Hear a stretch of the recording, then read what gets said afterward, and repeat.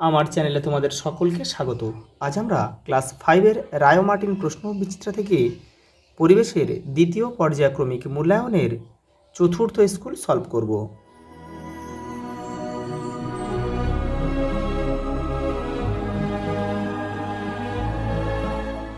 দেখো, প্রথম প্রশ্ন, সঠিক উত্তরটি নির্বাচন করো। পশ্চিমবঙ্গের পশ্চিম দিকটা হবে, এটা হচ্ছে মালভূমি, আর পশ্চিমবঙ্গের দক্ষিণ দিকটা সমভূমি, আর একদম উত্তর দিকটা কিন্তু পার্বত্য অঞ্চল। দ্বারকেশ্বর ও শিলাবতী নদী মিলিত হয়ে নাম হয়েছে রূপনারায়ণ নদী। এই যে গঙ্গা হলো একটি নিত্যবহ নদী, মানে গঙ্গাতে সারা বছর জল থাকে। নদীটা কিন্তু বরফ গলা জলে পুষ্ট, সেই জন্যে কিন্তু সারা বছর জল থাকে। আর দেখো, বৃষ্টি জলে পুষ্ট কোন নদী? পশ্চিমবঙ্গের মালভূমি অঞ্চলের নদীগুলো কিন্তু বৃষ্টির জলে পুষ্ট, সেই জন্য সারা বছর কিন্তু জল থাকে না, গরমের সময় জল একদম কিন্তু কমে যায়। দেখো, ধাপ চাষ হয় কোথায়? ধাপ চাষ হয় পার্বত্য অঞ্চলে, ধাপ কেটে সেখানে চাষ হয়। দেখো, শিংকোনা পাওয়া যায় কোথায়? দেখো, মংপুতে পাওয়া যায়। দেখো, পরের প্রশ্ন, শূন্যস্থান পূরণ করো 2-এর দাগে। ভেড়িতে কি চাষ হয়? মাছ। পরেরটা দেখো, কাঁথি কোন জেলায় অবস্থিত? কাঁথি হচ্ছে পূর্ব মেদিনীপুর জেলা, পূর্ব মেদিনীপুর জেলায় অবস্থিত। বাক্সের মতো দেখতে মাছ ঢুকতে পারে কিন্তু বেরোতে পারে না, একে বলে ঘুনি।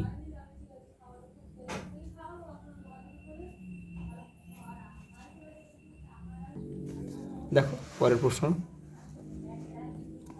গাঙ্গেয় সমভূমির দক্ষিণে যে বিশাল বনভূমি আছে তার নাম হচ্ছে সুন্দরবন।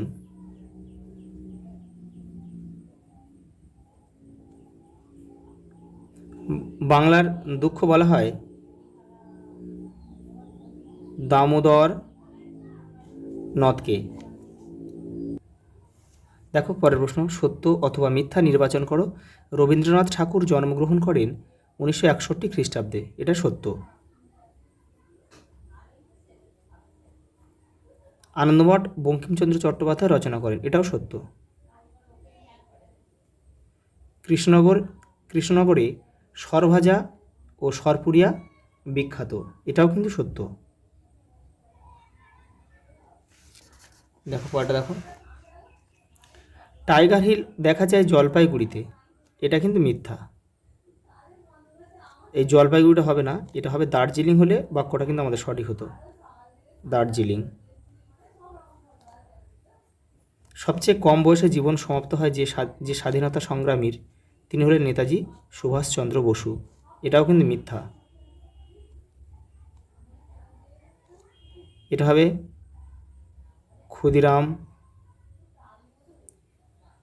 ক্ষুদিরাম বসু। ক্ষুদিরাম বসু প্রফুল্ল চাকিও আমরা লিখতে পারি। দেখো, একটা স্তম্ভ দিয়েছে,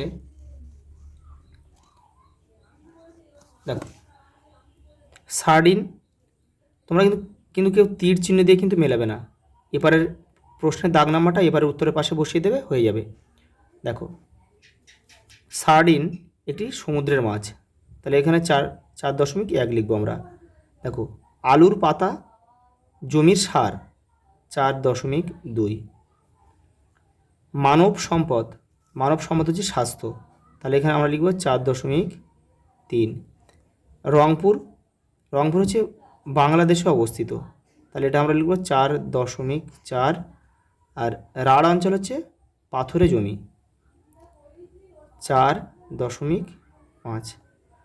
নিচ থেকে গিয়েছে 1 2 করে, 1 2 3 4 5। পরেরটা দেখো,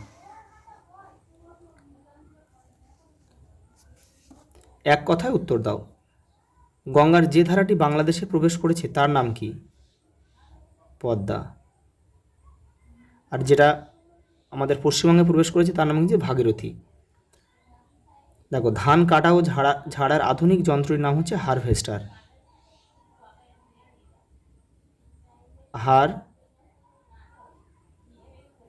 হারভেস্টার। বাঁশের কেল্লা কে তৈরি করেন? তিতুমির।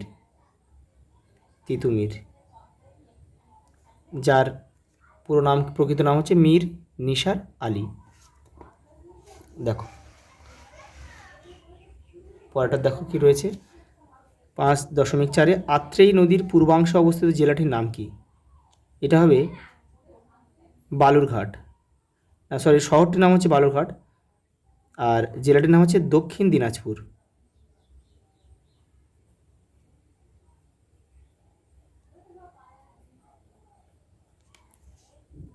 দেখো পশ্চিমবঙ্গের কোন জেলায় সবচেয়ে কম বৃষ্টিপাত হয়? এটা হবে পুরুলিয়া। পুরুলিয়া। আর সবচেয়ে যদি বলে বেশি কোন জেলায় বৃষ্টিপাত হয়, সেটা কিন্তু আলিপুরদুয়ারে। এটা তোমরা একটু মনে করে রাখবে। দেখো তো আমি এখানে একটু লিখে দিচ্ছি, সবচেয়ে বেশি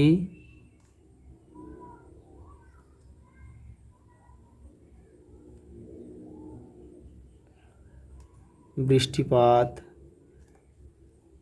হয় আলিপুরদুয়ার জেলায়। এখানে আমি লিখে দিই আলিপুর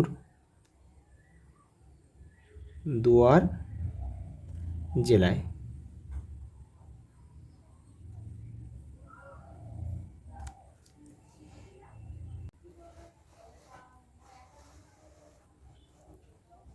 পরেরটা দেখো, বাবা সাহেব আম্বেদকরের প্রকৃত নাম কি? প্রকৃত নাম হচ্ছে ভীমরাও। প্রকৃত নাম হচ্ছে বি আর আম্বেদকর। ভীমরাও, আমি এখানে লিখে দিচ্ছি, ভীম রাও রামজি আম্বেদকর। গান্ধী বুড়ি কাকে বলা হয়? মাতঙ্গিনী হাজরা। মাতঙ্গিনী হাজরাকে কিন্তু গান্ধী বুড়ি বলা হয়। দেখো পরেরটা কী দিয়েছে দেখো, জিওল মাছ কাকে বলে? উদাহরণ দাও। দেখে নাও, এই দেখো জিওল মাছ কাকে বলে? উদাহরণ দাও। যেসব মাছ অতিরিক্ত শ্বাসযন্ত্রের সাহায্যে বাতাস থেকে সরাসরি অক্সিজেন নিয়ে অনেকক্ষণ বেঁচে থাকতে পারে স্থলভাগে, কিন্তু মানে ডাঙায়, তাদের জিওল মাছ বলে, যেমন কই, মাগুর, শিঙি প্রভৃতি। দেখো লাস্ট প্রশ্ন কী দিয়েছে দেখো, ভারতের সবচেয়ে গভীর মেট্রো স্টেশন কোনটি? এটা হবে Howrah metro. Howrah metro station হচ্ছে মাটির 33 মিটার গভীরে। মাটির 33 মিটার গভীরে কিন্তু হাওড়া স্টেশনটি, মেট্রো স্টেশনটি অবস্থিত। আজ এই পর্যন্ত, দেখা হবে পরের ভিডিওতে।